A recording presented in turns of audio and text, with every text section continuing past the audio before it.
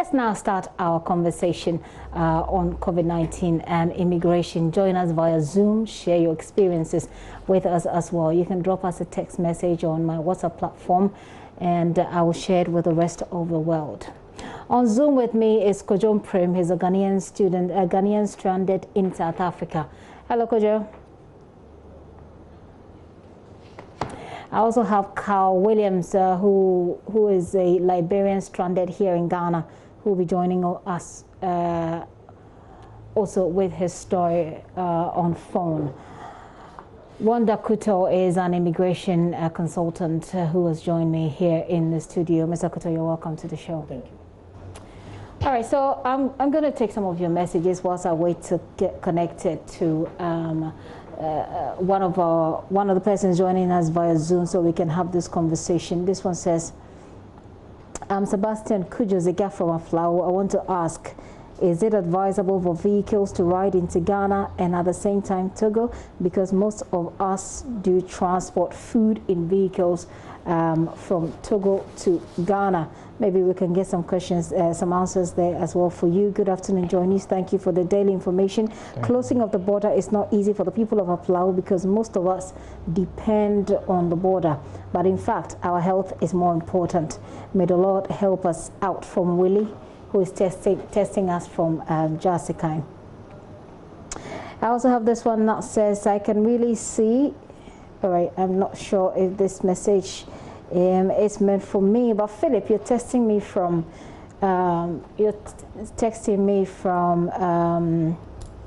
what says when I send messages you don't read, I reading them. You're talking about CSM. I'm asking those of you who live in border towns to send us your message. Mr. Kuto, let me start with you whilst we wait for those who need to join us via Zoom to do so. What are your thoughts generally about the impacts of COVID-19 on immigration?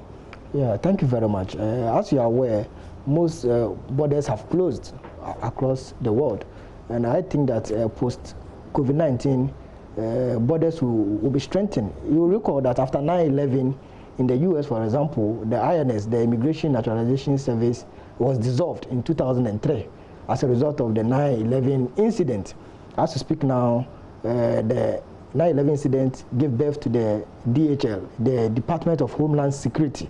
That is what operates in the US now under the tripartite system, where we have the US Custom Border Protection, the US Citizenship and Immigration Service, and then the US Immigration and Custom Enforcement that are in charge in enforcement of immigration-related issues. So you realize that even after 9/11, there was a drastic change in immigration issues in the state. Right. As we speak now, biometric has been introduced at the various airports across the US. So clearly, after COVID-19, we are going to see some changes across board. I'm looking at the DS-160 form. There are some security questions that have been asked. Let me make this clarification. We have immigrant applicants who fill different form, and then the non-immigrant applicants, they use the DS-160. There are some security questions, whether or not you are part of a terrorist group and stuff. There's a likelihood that there'll be health questions. Do you have any history of COVID-19? Yeah. Do you have any medical reports to that effect? So after COVID-19, there'll be serious issues. As we speak now in Africa, for example, Ghana, our refusal rate to the US now is 7. As in, we're refusing people who are applying to enter? Yeah, so out of 10 people, every 10 people who apply to enter the US, 7 is refused in Ghana. That's the refusal rate now. And after COVID-19, it may be worse. Okay. It may be worse. Let me listen to Carl Williams. He is a Liberian who's stranded in Ghana. Let's hear his story and see what advice there is for him. Hello, Carl. Yeah, good afternoon. Good afternoon, Carl. Thank you for your time. Carl, share your story with us. How come you're stranded here in Ghana? Okay, good afternoon to the viewers, to the officer in the studio. I got here February 24th, and just a day before being back to Liberia, the border was closed. So I couldn't go. And since then, I've been here, living off the benevolence of some of Ghanaian friends. I have no source of income. I'm not working. I'm just home. No, my family is here, and my wife just gave birth. So I came to visit. And after that, just returned home. Returned to Nigeria. So since then, it's been difficult. I mean, without any source of income, there is nothing you can do. You have to take care of a lactating mother, take care of kids and stuff, those sorts of income. And worst of all, the borders too are closed in Liberia. So even if tomorrow His Excellency the President announces the opening of Ghana's border, first border is closed. So going back will be basically difficult. And over there, the lockdown is more like a curfew type of lockdown. You are not permitted to be out after 3 p.m. until 6 a.m. in the morning. So their movements are heavily restricted. Okay. So you were supposed to return to Liberia when? That was the Tuesday after the do you have the date of the border. Do you have the date? That was the first announcement the president made. I think was March, earlier part of March. This will be about 18th of March. Yes, thereabout. Okay, so was there a possibility for you to leave earlier than that? Come again? Was there a possibility for you to leave earlier than that? To leave Ghana? To leave, yes, to leave Ghana earlier than that date. No.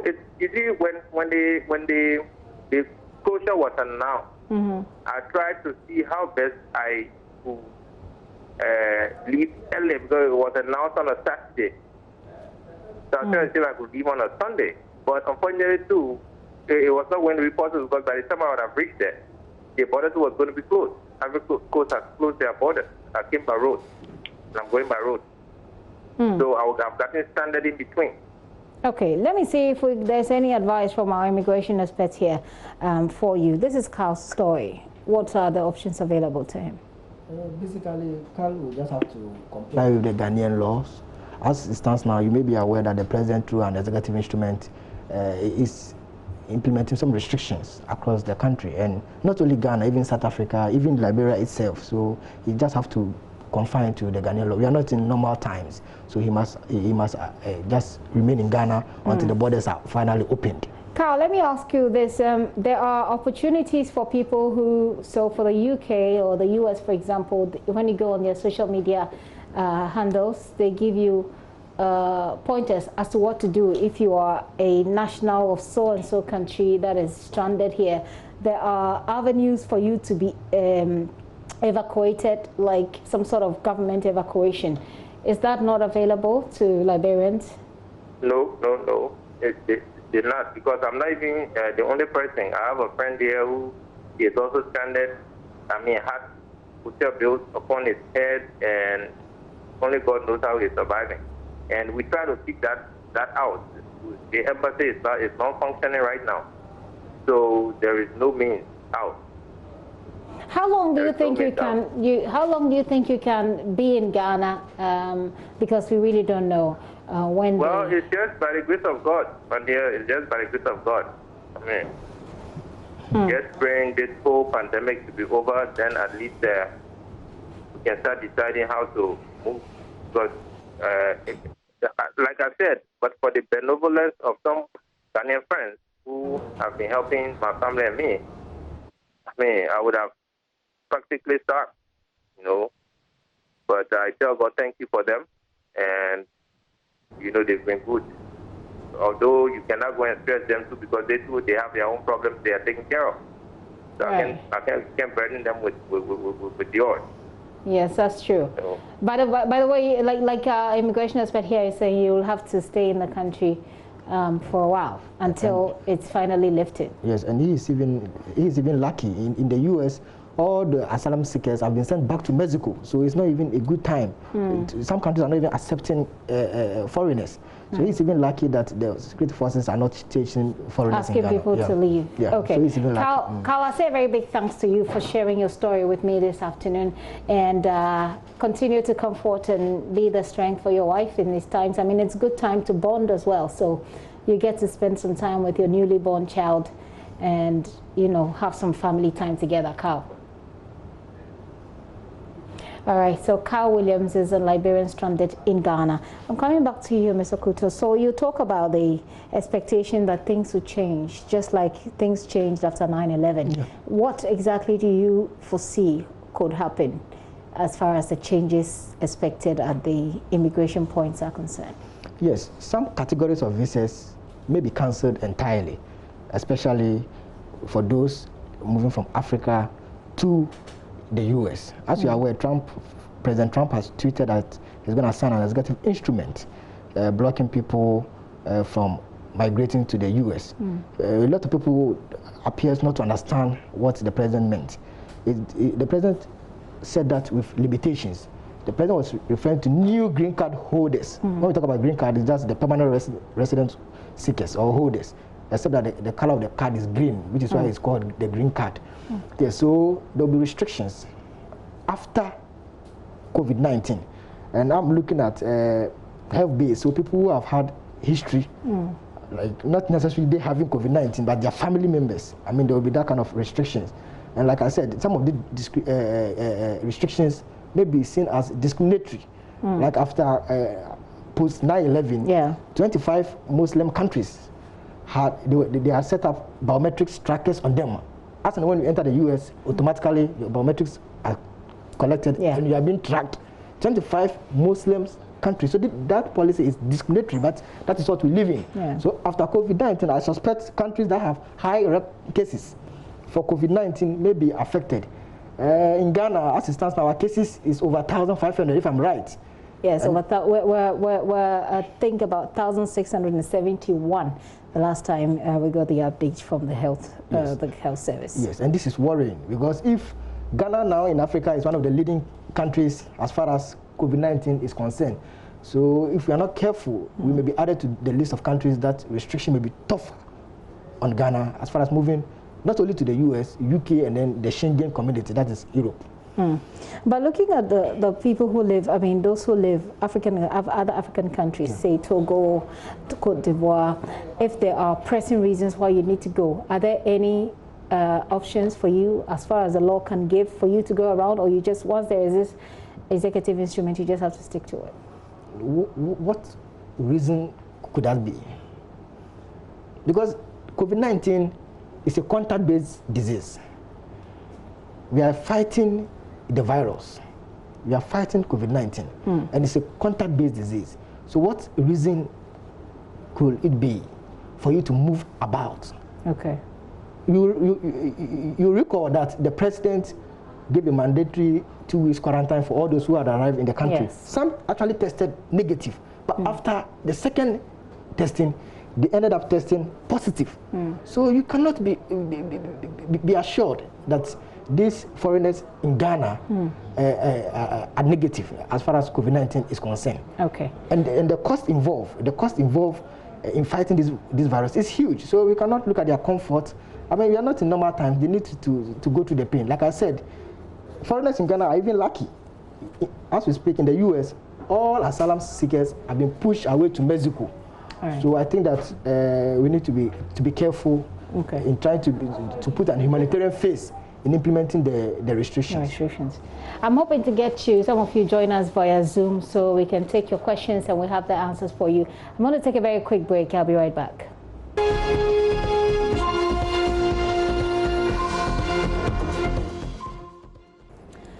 Welcome back to the show. Many thanks for staying with me. I do have here an immigration expert. So we wrap up our conversation on immigration, the impact of COVID-19 on immigration. And Mr. Kuto, let me just ask you, you mentioned something right now about unemployment, the relationship between movement of people across borders and unemployment. Do give us a short brief on that as well. Yeah, thank you very much.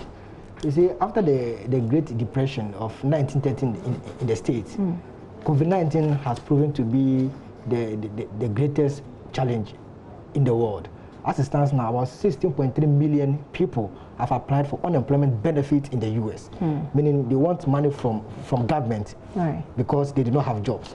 As a result of this, the US government has put in place measures to prevent people from coming to the US to compete with people there for the little jobs available. The US now is technically shut down. Now, having said this, work visas, categories of work visas, the H1 visas and co, will be limited after COVID-19. As you may be aware, we have different categories of visas in the US. The A1, A2 for government officials, F1, J1 for students. We have the B1, B2 for visitors, those who are going to tour, and then those going for conferences. But for work visas, the H1, B1, H1, B2 visa categories will be limited after COVID-19. Okay. Why do you think so?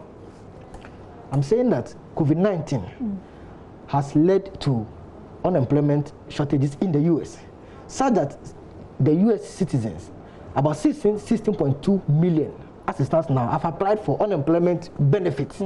They are requesting for money for government because they do not have jobs. Now, if the US government allows people to fly from Ghana, Kenya, South Africa to the US, they are going to compete with those people there who already do not have jobs. It is therefore not surprising that the US assistants now are pushing people away to Mexico. All asylum seekers are being moved away, even without recourse to due process. That is how worse this is. And I'm saying that after the Great Depression of 1930, this is the biggest world problem that we are facing now. So the effect of COVID-19 on immigration is dire. And after post-COVID-19, it will be worse, such that categories of visas, such as the work visas, will be restricted. Okay, and if you have a visa at the moment, those whose visas have expired, my final question, those whose visas have expired who have traveled outside their countries and they are stuck, like Kojon Prem, who was supposed to join us from South Africa, who unfortunately were unable to reach, what options are available to people like that, whose visas have expired? For Kojo, he's lucky. He's in South Africa. Now, this is the dynamics in South Africa now. They've given a directive that if your visa expires from 15 February 2020 to July ending, then you would be allowed to reapply. Okay. Now, if you decide to move out of South Africa after the lockdown, as you may be aware, the lockdown has been extended to April 30th. Now, if you move out of South Africa after the lockdown with an expired visa, you will not be declared as undesirable. Okay. For that matter, when you are applying again, you will not need a Form 20. If in South Africa, when we talk about Form 20, we are talking about letter of good cause. Okay. So, in the event that you travel out of South Africa with an expired visa, you will not need a Form 20 because of the circumstance. Ordinarily, if you leave South Africa with an expired visa, you find it difficult to re-enter South Africa. So for Kojo, I don't think he has an issue much. He's fine. Yes, and as it stands now, you cannot. The Foreign Minister has made it clear. Okay. Naledi has made it clear that you cannot apply for renewal during the lockdown. All institutions, foreign-related institutions in South Africa are shut down now. So, but after the lockdown, but there's a caveat. It must be between the 15th of February. So if your visa have expired last year, December, you want to take advantage of this, you need to have a second look at it. Okay, so from what I'm hearing from you, they're going to be, you as an immigration lawyer, you expect that things will change, immigration laws will change post-COVID-19, just like immigration laws changed post 9/11.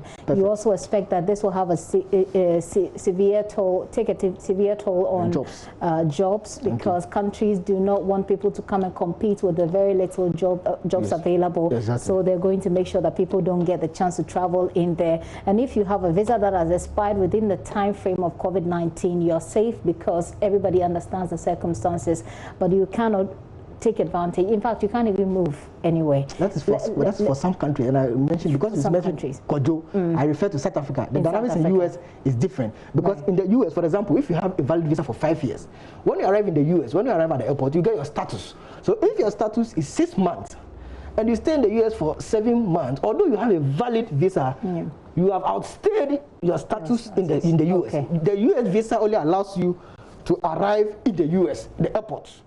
Then when you get to the airport, you give you the time. You seek permission. Okay. That you get your status to enter by the border protection officer that you meet. Okay. So if, for example, your duration, the status given you is just 1 month, and you decide to stay there for 2 months, and then COVID-19 comes in, you cannot say because of COVID-19, your valid visa will be used after post-COVID-19. You will be punished for overstaying your status, not the visa, for overstaying your status in the US. Unless, of course, there's a reasonable cause. And when we talk about reasonable cause, you need to have gotten prior approval before overstaying your visa. So, for example, if you are pregnant and you get to the US, and you are there for 7 months, and you are about delivering, I mean, it will be unreasonable to send you back. Exactly. Okay. But the US are even careful about it. If you're aware, the US part is the Jew solid system. The Jew solid system just tells us that when you give birth in the US soil, the baby automatically becomes a US citizen. Unlike the UK, that part is the Jew sanguinis that look at the heritage of your parents and stuff. So the US do not want the case that tourists will come and then end up going out with US citizens, giving birth over there. So like I'm saying, post-COVID-19, there will be changes across countries. Okay. Ghana, I'm anticipating that those countries that we're trying to have visa-free relationship with, I'm anticipating that His Excellency President Nana Akufo-Addo will put a hold on that. Okay. And that even if it will be visa-free, their health history will become relevant. Okay, okay. Yes, in the decision, deciding whether or not to admit them. Yes. Yeah. I'm really grateful for your time. Unfortunately, we couldn't have you join us via Zoom. We couldn't also have Kojom Prem join us from South Africa. But certainly, this is a conversation we can look at, repackaging, so to speak, so we can have it and have you send in your immigration-related questions. So we deal with it. Thank you so much for coming. Right. Wanda Kuto is Victor. Wanda Victor Kuto. Okay.